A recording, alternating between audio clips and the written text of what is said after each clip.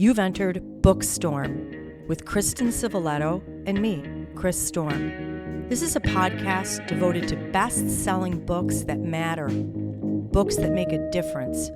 We're diving down deep with beloved authors about their stories. We're exposing hot-button topics and heartfelt themes, the issues that affect each of us in our own lives, as siblings, parents, partners, friends, as human beings. We're braving new ideas, fresh thoughts, hard lessons, and important truths. Those kinds of things that stay with us long after we turn the last page and close the book. Welcome back, Bookstorm podcast followers and book lovers. And I've got one word for you here today: Jason Bourne. We all know him. We all love him. We've got millions of books sold. There's a movie franchise that has grossed $1.6 billion. And the author, of course, has been Robert Ludlum. But since his passing in 2001, we're thrilled because Jason Bourne needed rescuing. And the man for the job was Brian Freeman. Welcome, Brian. Thank you for continuing this wonderful legacy. Absolutely. Thank you. Great to be here. I'm going to give our listeners a little bit of your bio because it's super interesting and you've worked hard to earn it. Do you know that Brian Freeman is a New York Times bestselling author of over 20 novels? He writes psychological thrillers that have been sold in 46 countries and 22 languages. He's won Best Hardcover Novel in the annual Thriller Award. He was a finalist for the Edgar Award for Best Paperback Original. His first Jason Bourne novel, The Bourne Evolution, was named one of the best mysteries and thrillers of 2020 by Kirkus. Now, let me add this. It is not only Publishers Weekly, Kirkus Reviews, Booklist, Red Carpet Crash, Book Reporter, and Bookstorm podcast who all believe Brian Freeman is the worthy successor to Robert Ludlum, but also Putnam and the Robert Ludlum estate as the official author nominated and chose Brian Freeman to continue Ludlum's famous Jason Bourne franchise. And we all agree they picked the right man for the job. Thank you, Brian. Thank Now, you. I got to share a little bit of your passion because I love it. Brian's passion is to write books with haunting characters at a lightning fast pace. He doesn't like books where characters are all good or all bad. He wants them to live in the real world where morality meets tough choices and a lot of shades of gray. And Kristen and I couldn't agree more. Brian lives in Minnesota for more than 35 years with his wife, Marcia. And I got to give her a little plug because I see that not only is Marcia your partner in life, but also in your book business. She's your first reader, your editor. And I see that she had a pretty great blog going on there with some behind the scenes looks at the funny personal side of life and publishing. So thank you to both Brian and Marcia Freeman for honoring this Jason Bourne legacy and infusing it with a new energy that is perfect for our time. Thrilled to have you here. Thank you. Happy to be here. Well, Brian, we are here, of course, to talk about the Bourne Defiance. And I like to give our listeners just a little bit of the summary about what's happening in the story. And of course, at the end, if you want to add anything, I would love to hear from you. All right, this story takes us right from the beginning, from the glacial waters of Alaska to a sexy nightclub in the Bahamas. And we see right off the bat that Treadstone agents are being hunted down and murdered. And somebody high up in the US government is on a mission to basically keep this Treadstone mission from the past, known as Defiance, a top secret. Now, in comes Jason Bourne. He has a team of killers that are hot on his trail, and he starts going after this mystery of Defiance all around the world. And as he starts closing in on information and learning more and more clues, he realizes that the one person who may hold the key to him figuring this out, but also to the safety of people he loves, is the assassin known as Lenin. Now, this Russian hitman was at the heart of Defiance. He's got a lot of knowledge about it. And it also is important, of course, for Jason to learn what he knows because, again, people he loves, their lives are on the line. And this book was, I mean, heart-stopping. I can't even say more because we can't give away, of course, any spoilers. But is there anything else that you would love to add into that background? Well, I think what folks will find about my Bourne novels is that they should feel ripped from the headlines, and you'll be reading elements of the plot and go, oh, was that based on that? Was that based on that? And I think that was something that Ludlum himself did so well in his books, that he always played off things that were going on in the times, and he would sort of focus on conspiracies and make you think, well, was that really the way it happened? And so I'm trying to do the same thing in these books, and again, we won't give anything away, of course, but as you read through this, I think people will start sort of seeing elements that have come up in the headlines and go, oh, what's that? Is that how it really happened? I'm going to say mission accomplished because I did think that. Well, Chris is going to go ahead and kick us off. If you're ready to enter the storm, go ahead, Chris. We sure are. So I've got to say, for our listeners, another fantastic novel by Brian Freeman. I couldn't turn the pages fast enough. And this is all I could think of. Why do we love Jason Bourne so much? Is it because of his power, his intelligence, his bravery? Because he can provide justice when none can be found? Or maybe a little bit it's because of his imperfections. Maybe it's his innate sense of right versus wrong. He doesn't kill unnecessarily. He doesn't harm children. And best of all, Jason Bourne falls in love, this time with Abby. So we can all relate to Jason, whether we want to be him or maybe sometimes we feel like we are him. And I'd ask you, as the writer of this great character, did this character change and maybe even evolve since you first began writing him? And were even you sometimes surprised with the choices that Jason Bourne makes? Yeah, I think that Bourne has become such an iconic, enduring hero because of the fact that he's struggled and he suffered. I mean, here you have a hero that has lost his memory, and it's not just this idea that he can't remember his past, but he really doesn't know who he is. He doesn't really sort of understand the kind of person he is. And is he a moral man? Can you be a moral man and do the things he does and have the skills that he has? And I think that Bourne takes to this very dramatic level, the sort of existential struggle that we all face in terms of trying to figure out who we are as people and what drives us. So it makes him a really interesting psychological character to write. And I think as a result, people respond to that. I mean, sometimes we want a good, superhero sort of action figure, a Jack Reacher who can just sort of muscle in and get everything done. But I think what makes Bourne so interesting is that that's not who he is. I mean, he's when he's hurt, he feels pain and he struggles with emotion and trying to separate himself out, and he needs someone in his life, which I think is an important part of who this character is. For me, the idea of the character growing, that was a really important part of the creative process. When I wrote my first Bourne novel, which was the Bourne Evolution, that came out back in 2020, in a lot of ways I saw the Bourne Evolution as sort of an homage to Ludlum and to the very first book, The Bourne Identity. In fact, as you read the Bourne Evolution, you'll see a lot of sort of little tributes to the Bourne Identity throughout the book, and I structured it in such a way that it should echo things from the Bourne Identity.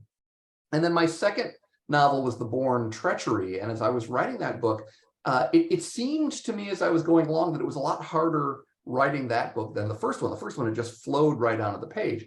And it took me a while to figure out what was going on. And I finally realized that in this second book, I needed to give myself permission to really sort of take ownership of the character, that this wasn't just Robert Ludlum's Jason Bourne anymore. It needed to be a character that would grow and evolve and change based on the things that were happening to him in my books. And so I needed to sort of be willing to say, okay, well, now Jason Bourne is both, a Ludlum character and a Freeman character. And once I sort of allowed myself to think that way, then everything started to flow, because now Bourne could really grow and change and take shape as a character. And that's so important in thrillers. I think that long-standing series don't tend to sort of fade because of plots.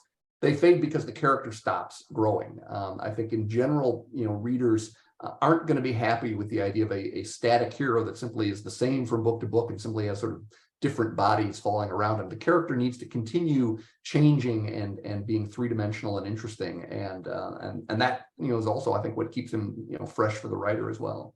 Mm-hmm. And you touched on something really great there. So he had lost his memory, and we all remember that. And then when he came back, though, without having a memory of what he had endured or suffered through, he still had this innate sense of wanting to do good. And I think that that's something that the reader can relate to. Is there a little Jason Bourne in all of us? Do we wish there was a little Jason Bourne in all of us? I think you made us want him. We want to be a little bit like him. Maybe not the hurt and the suffering, but we would like to think if we endured something like that, we could overcome, and that core of our being that wanted good would still be there. That had to be tough to write that. Yeah. I think that Bourne's struggle is a big part of that, and trying to figure out who he is, and is he a good person? Because I think that what's interesting about Bourne in the Ludlum books is that that's one of the big question marks in his head. He's really trying to define who he is, and he really doubts himself, and he believes that at heart he's a killer, and it's his wife Marie in the Ludlum books that really is able to sort of pull him out of that and help him to start believing that that's not the essence of his identity. And I wanted to build on that in my books as well, and have Bourne still really dealing with that kind of struggle of the ethics of who he is and what he does, and always sort of wondering, is he a good person at heart, and can you be a good person at heart and do the kinds of things that he's forced to do? And so it's not so much Bourne himself, but the other people in his life that sort of help him through that struggle. So Abby, is a big part of that. And I wanted Abby to be that sort of moral center for Bourne, that she sees something in him that he doesn't always see in himself, that she says, I couldn't fall in love with a killer. And so you have to be able to realize there's more to you than that. And that's sort of the essential dynamic of their relationship. Mm-hmm.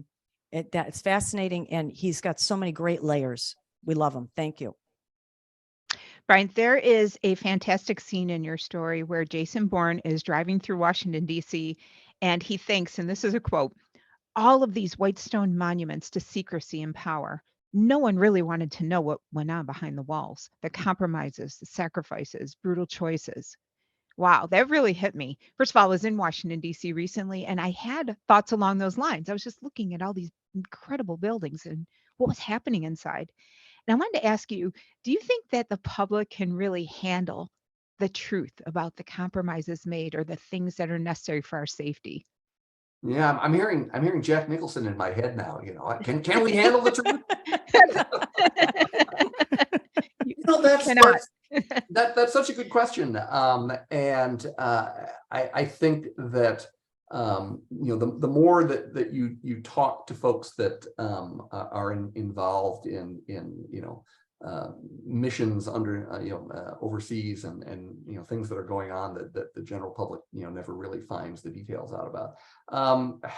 Yeah, I don't know if we can handle the truth, because when it starts coming out, we sort of get horrified at what's really going on. But those are the sort of the essences of the moral challenges too. I mean, and Bourne talks about that in the books, that if we that he doesn't have the luxury of being able to say that one side is good and one side is evil, because ultimately he sees the tools that both sides use and recognizes that the tools are the same, and you can I think that's kind of what he has to overcome, is the idea that theoretically he's fighting for good, and yet he's using the same tools that the people on the other side do, and he's been betrayed by the people that he works for so many times that he finds that he can't really trust anyone anymore. So I think there's a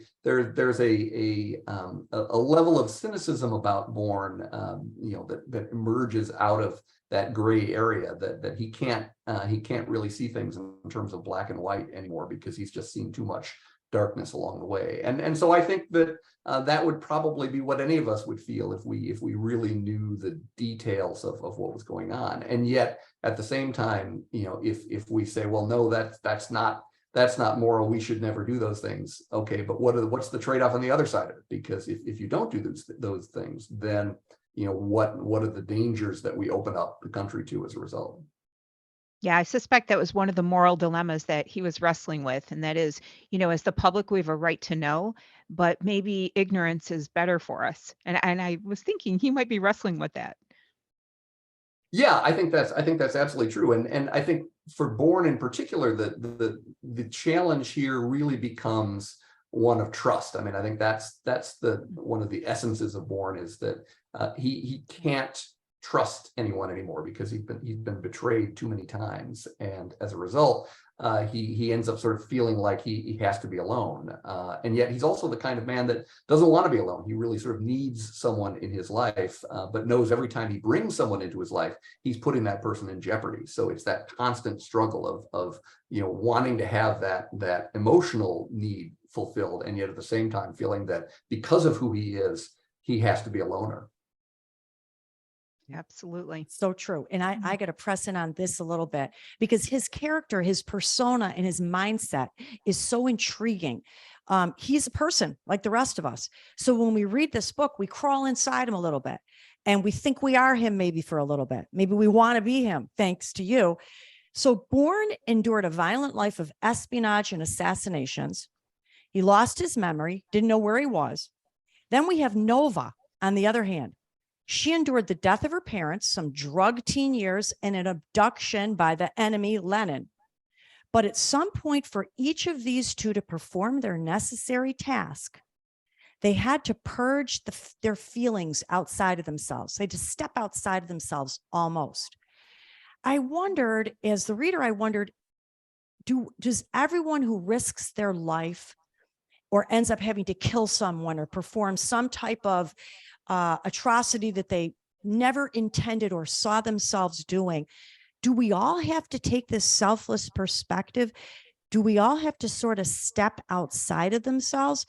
And you as the writer, is that how they did it? They had to forget who they were, maybe purposely? Yeah, I think that's one of the real core questions of the series, because I think that that what Bourne always struggles with is the belief that that's what he needs to do, that he needs to be able to step outside himself, that the rules of Treadstone say emotion kills, and you can't get involved with anyone because you're putting them at risk. And he knows that that's the reality of what he does. And yet at the same time, those are rules that he's constantly breaking. I think one of the interesting things about Bourne when he deals with other Treadstone agents is that they seem to do a better job of following the rules, and yet at the end of the day, Bourne seems to be the only one that has sort of preserved a little bit of his soul, and is that part of what makes him able to go on? I mean, was it better for Bourne to have lost his memory and to be forced to be struggling with those issues over and over? Because is that what sort of keeps him human and keeps that little bit of his soul intact? So so I think you could say that in order to do those things, that these people have to try to separate themselves and purge themselves of their emotions, and yet at the same time, that's also what sort of gets in the way of them continuing to be human. And so I think that maybe Bourne is really going down the right path by sort of making that mistake over and over, and feeling that no matter how much he wants to try to separate himself, from those feelings, he ultimately can't do that. Mm-hmm. I loved in the book, and this isn't giving any spoiler, but you had these little inserts where he was thinking Treadstone taught, and then there'd be a little lesson. And Right. he didn't always follow the lesson, but he remembered it. Right. And it was a lesson to all of us. One of them that hit me so strong was this: Treadstone taught, the most lethal enemy is the one who isn't afraid to die. Was that Jason Bourne? Or has he transpired into real relationships that he was never allowed or intended to have? A more meaningful life than Treadstone had planned or allowed him? It's kind of cool. He's very complex. Yeah, that's the really great struggle for Bourne, is that he ends up rising above this Treadstone killer, and he rises above it because there are certain things that he's expected to do that he can't do, and again, it's so much a part of the nature of the relationships in his life, and it's why the women in his life are so important, because they're the ones that really sort of force him to confront those aspects of himself. Mhm. Also, we as the reader, we like the women in his life because that spices it up and it's fun for the reader. Thank you. It is. I love Abby. I love Nova. They're just great characters to write. Brian, there's another exchange that I really enjoyed between Jason and his archenemy Lennon. And Jason says, "This isn't over, not until I know the truth." And Lennon replies, "Don't you ever learn, Kane? Nobody wants the truth to come out. Nobody will let it come out. But the truth has a way of seeping out, doesn't it?" And I don't know if it's because of romantic entanglements or remorse or somebody not using discretion, but it's hard to stay silent when there's all these different human interests at play. And I was wondering if you thought that that was maybe the enemy that might undo somebody who wants to be really good at his job or her job. Yeah, that's really interesting. It kind of combines with what you were saying earlier about the government and the idea of can people handle can they handle the truth? I'm not sure I agree that the truth eventually comes out. I think actually on one hand, I think when the truth comes out, I don't necessarily know that we want to believe it. And I'll go back to the Kennedy assassination. And I don't know if you've read Gerald Posner's amazing book, Case Closed, but he does such an extraordinary job of shredding the conspiracy theories around Oswald. It's a brilliant book. And yet there's a part of us that doesn't want to let go of the idea of the conspiracy, because it makes the event so much more significant. And he's got a great line in the book about the idea that we don't want to accept the fact that this lowlife, this nobody Oswald could possibly have taken out, this leader of the free world. But if you put a conspiracy in place, it sort of balances the scales and makes it seem more equitable. So I don't know, maybe the truth is out there, and yet we can't accept it. On the other side of the coin, I think these days it is very hard to define what truth is, because little bits of pieces of information come out from all these different sources, and we don't have a lot of faith anymore in sort of the traditional channels that used to feed us information, and so as a result, we have all this stuff coming at us, but we're sort of on our own now in terms of trying to decide what we believe and what we don't believe, and as a result, I think people sort of tend to run to their own biases and beliefs, and they pick and choose the elements of information that tend to support and reinforce what they already think. So does the truth come out? I don't know, because I think that the truth is such a complex and multi-layered thing that I don't know that the truth ever really is out there, and even when it is, I think we're reluctant to actually believe that, okay, now we know everything there is to know. Yeah, what an interesting comment. I was thinking about objective truth, versus a subjective truth.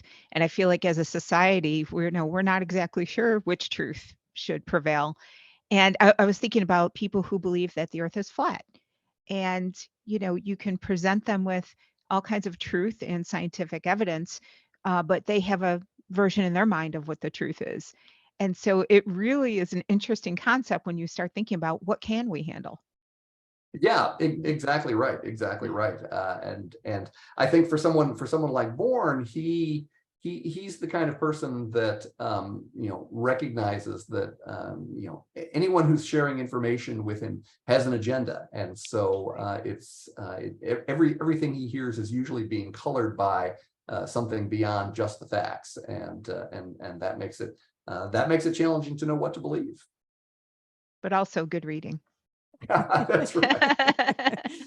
It sure does. So before we let Brian Freeman go, got to show a cover of this book. Okay, we are interviewing Brian Freeman today. The book hits the shelves tomorrow. Is Pub Day, July 25th. We're going to air this podcast tomorrow morning to help launch this book. We're thrilled to be a part of the Pub team, and we've got to know, what are you working on next? Well, in fact, I am working on the 5th Bourne novel right now. Okay, this is exactly the answer we wanted to hear. And thank you for doing that. In the meantime, readers, listeners, Jason Bourne followers, you're going to want to connect with Brian Freeman. You can find him on his website, bfreemanbooks.com. He's got Facebook, Twitter, Instagram, Pinterest, an email list. And is your wife still doing the blog or stopping that for a little while? She hasn't done the blog in a while. I've encouraged her to sort of think, well, okay, you know what, you got to think of yourself as being a little more retired, start relaxing and enjoying things more. Yes, so. That's okay too. Well, it's been an absolute pleasure having you on here. Thank you for what you're doing. We continuing this legacy. You are certainly bringing Jason Bourne into contemporary world with modern issues, and we love it. Well, big thanks to both of you. Thank you. Bye-bye, Brian. Well, what a fantastic discussion. That discussion was as interesting as his book. So many cool issues that he covers, and really, I think, causes you to kind of weigh those different sides of things. What do you think about that discussion about truth?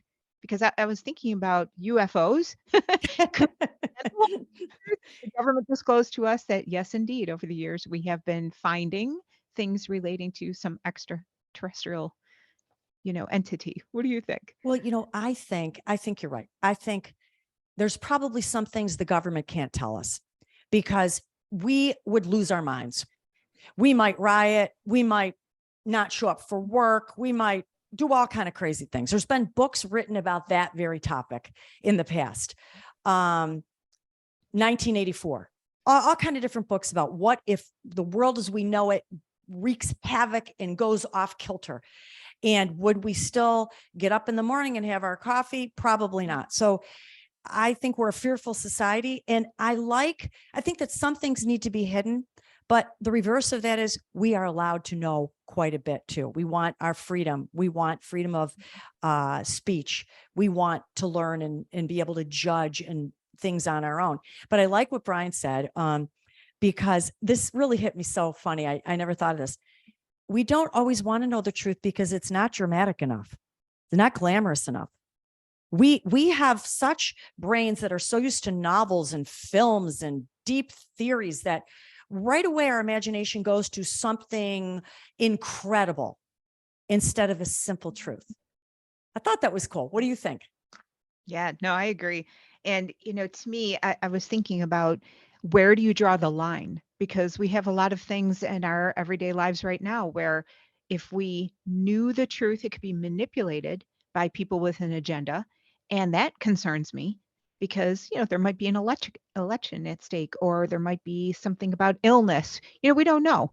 But the point is, people's responses are going to vary so greatly. And that's what we don't have a lot of control over. And I'm not sure I want to see those varied responses. I don't know. As you were talking, that's all I could think about. When you were talking to Brian, I thought of this too. I thought, this is the beauty though of this country, that we have lots of opinions and that we have two political parties and we don't all want to believe the same thing. I don't think it'd be healthy. We'd be little robots. So I like the fact that we have the freedom to believe whatever we want. It's just that some people take that a little crazy level there, a little cray level with these. I'm not saying there's not UFOs. I'm just saying, don't quit your day job in search for them. That's all I'm saying. I wanted to ask you this.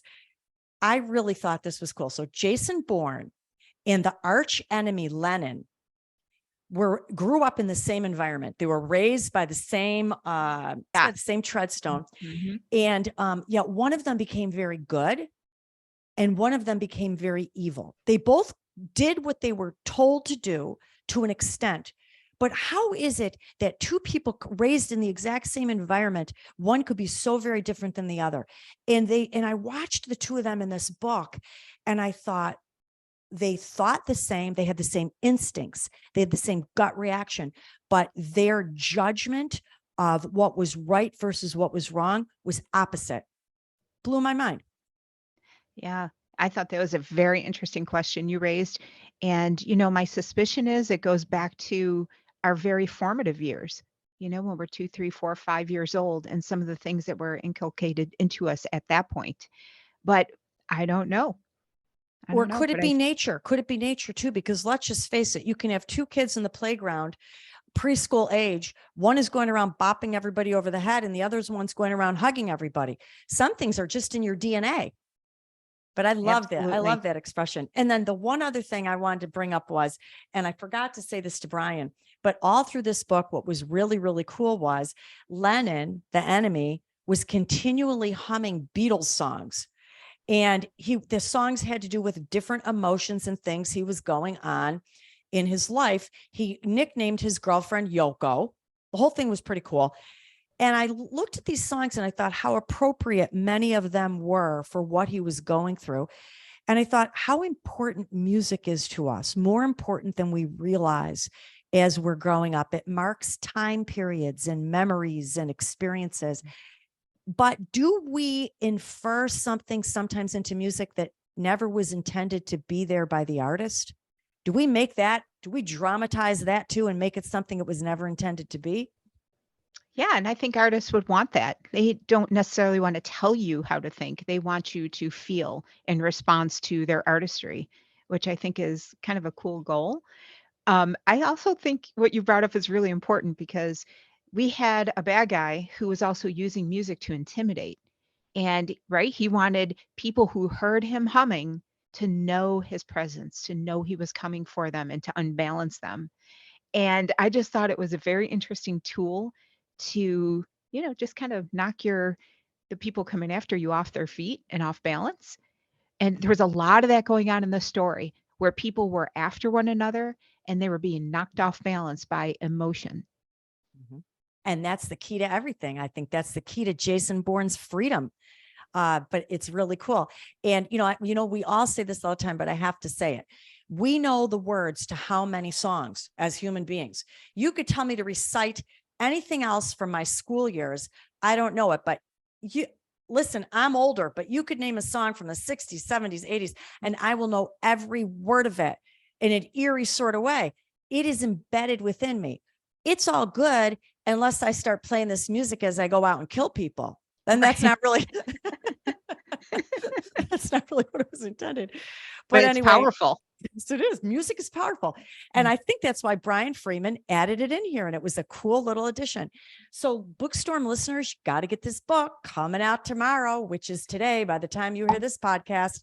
Super happy to be part of this pub team, Kristen and I, book launch day. And I'm going to leave you with a few storm predictions to pique your interest. It's a long list. Bear with me, but it's a good one. Madeline Martin, keeper of hidden books. Sandra Brown, out of nowhere. Alex Hay, the housekeepers. Cherie Lapina, everyone here is lying. Rebecca Yaros, Iron Flame. Jake Tapper, all the demons are here. Deneen Milner, One Blood. Jacqueline Michard, A Very Inconvenient Scandal. James Rowlands, Tides of Fire. Michael Ledwidge, The Girl in the Vault. John Mars, The Vacation. And Kristen, we're not going to get any sleep if this continues. We're going to have to just be podcast day and 24 hours a day, but we love it. We sure do. Well, listeners, we are growing every week, and that's thanks to you. We love that you share our socials. We love that you're tuning in. And we just ask that you keep on doing that because having these kinds of discussions with authors is amazing. And we are diving deep, as you could see from this one, especially today. I think we're in, Chris, what is it, 67 countries? At least 67 countries, 58 US states, 1,180 cities. But that was as of last week. Yeah, well, that's pretty cool. And again, we thank you, listeners, for making that happen. So we want you, of course, to stay on the radar with us. We are on bookstormpodcast.com. You can find us there. We're on Facebook, on Instagram, on Twitter. We're on TikTok. If you tune into YouTube, just search for Bookstorm and podcast. We should come right up. You can see our fantastic authors there. And of course, tune into the discussion. Until next time, listeners, one of the best ways to brave the storm is to dive down deep into life-changing fiction.